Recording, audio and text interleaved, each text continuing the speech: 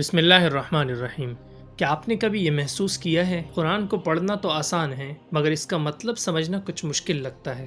ہم میں سے بہت سے لوگ قرآن کی تلاوت کرتے ہیں لیکن جب معنی اور مفہوم کی بات آتی ہے تو ہم الجھن محسوس کرتے ہیں۔ ایسا کیوں ہوتا ہے اور کیا کوئی ایسا طریقہ ہے جس سے ہم قرآن کو آسانی سے سمجھ سکتے ہیں؟ آج ہم ایسے 5 آسان اور عملی طریقوں پر بات کریں گے جو قرآن کو سمجھنے میں ہماری مدد کر سکتے ہیں۔ یہ طریقے آپ کی زندگی بدل سکتے ہیں۔ پہلا طریقہ، قرآن کو ترجمہ اور تفسیر کے ساتھ پڑھیں۔ ذرا سوچئے، اگر آپ کو ایک بہت اہم خط ملے لیکن وہ کسی ایسی زبان میں ہو جسے آپ نہیں سمجھ سکتے تو آپ کیا کریں گے؟ جی ہاں، آپ سب سے پہلے اس کا ترجمہ کروانے کی کوشش کریں گے تاکہ آپ کو پتہ چلے کہ اس میں کیا لکھا ہے۔ بالکل اسی طرح قرآن اللہ تعالیٰ کا پیغام ہے، مگر جب تک ہم اس کا ترجمہ نہیں پڑھیں گے ہم اس کے اصل پیغام کو کیسے سمجھیں گے؟ تو پہلا اور سب سے ضروری قدم یہ ہے کہ ہم قرآن کا ترجمہ پڑھنا شروع کریں، اور صرف ترجمہ ہی نہیں بلکہ تفسیر بھی دیکھیں تاکہ آیات کا پس منظر اور حقیقی مفہوم بھی سمجھ میں آئے۔ اس کے لیے آپ کو عملی اقدامات اٹھانے کی ضرورت ہے۔ سب سے پہلے ایک آسان اور مستند ترجمہ منتخب کریں۔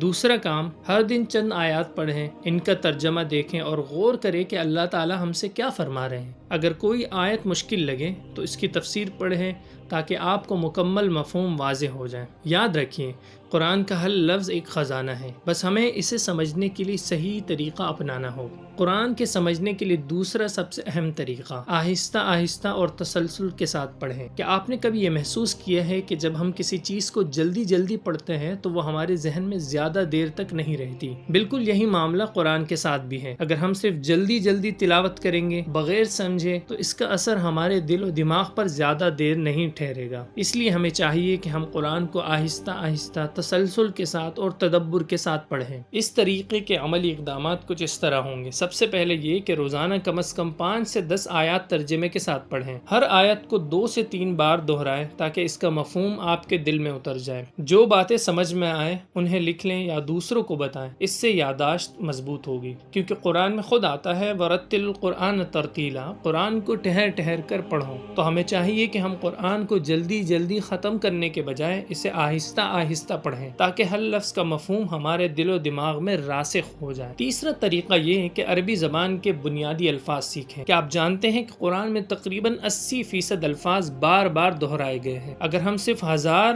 عام عربی الفاظ سیکھ لیں تو ہمیں قرآن کا ایک بڑا حصہ بغیر ترجمے کے سمجھ میں آنے لگے گا۔ یہ کتنا آسان ہو سکتا ہے، آئیے دیکھتے ہیں۔ اس کے لیے آپ کو کچھ عملی اقدامات کرنے ہوں گے۔ سب سے پہلے یہ کہ روزانہ 5 سے 10 عربی الفاظ یاد کریں جو قرآن میں زیادہ استعمال ہوئے ہیں۔ ان الفاظ کے معنی اور جملوں میں استعمال کو سمجھنے کی کوشش کریں۔ ایک چھوٹا نوٹ بک رکھ لیں جس میں نئے الفاظ لکھتے جائیں اور بار بار دہرائیں۔ مثال کے طور پر کچھ الفاظ میں آپ کے سامنے رکھ اور ان کا ترجمہ آپ کو بتاتا ہوں۔ رحمت، جس کا معنی ہے رحم، مغفرت کا معنی ہے بخشش، صبر کا معنی ہے بردباری، صبر کرنا، ایمان کا معنی ہے یقین، ایمان لانا، نصر کا معنی ہے مدد، ظلم کا معنی ہے ناانصافی، عدل کا معنی ہے انصاف، اور نور کا معنی ہے روشنی۔ اگر آپ نے یہ چند الفاظ یاد کر لیے تو آپ کو قرآن کو سمجھنے میں کتنی آسانی ہو جائے گی، ذرا سوچیے، کیونکہ یہ الفاظ قرآن میں بہت زیادہ استعمال ہوئے ہیں۔ چوتھا اہم طریقہ یہ کہ قرآن کو اپنی زندگی میں اپنائیں، قرآن کے مطابق اپنی زندگی ڈھالیں۔ کہ آپ نے کبھی سوچا ہے کہ ہم میں سے کتنے لوگ قرآن کو پڑھتے ہیں مگر اس پر عمل نہیں کرتے؟ قرآن کو صرف پڑھنا کافی نہیں ہے بلکہ اس پر عمل کرنا بھی ضروری ہے۔ اس کے لیے عملی اقدامات کچھ یوں ہوں گے۔ جب بھی قرآن میں کوئی حکم آئے سوچے کہ میں اس پر کیسے عمل کر سکتا ہوں۔ اپنی روزمرہ کی زندگی میں قرآنی اصول اپنانے کی کوشش کریں۔ ہر دن ایک آیت لیں اور دیکھیں اس میں ہمیں کیا نصیحت دی جا رہی ہے۔ مثال کے طور پر قرآن کریم میں اللہ فرماتے ہیں اللہ صبر کرنے والوں کو پسند کرتا ہے۔ تو آپ یہ سوچئے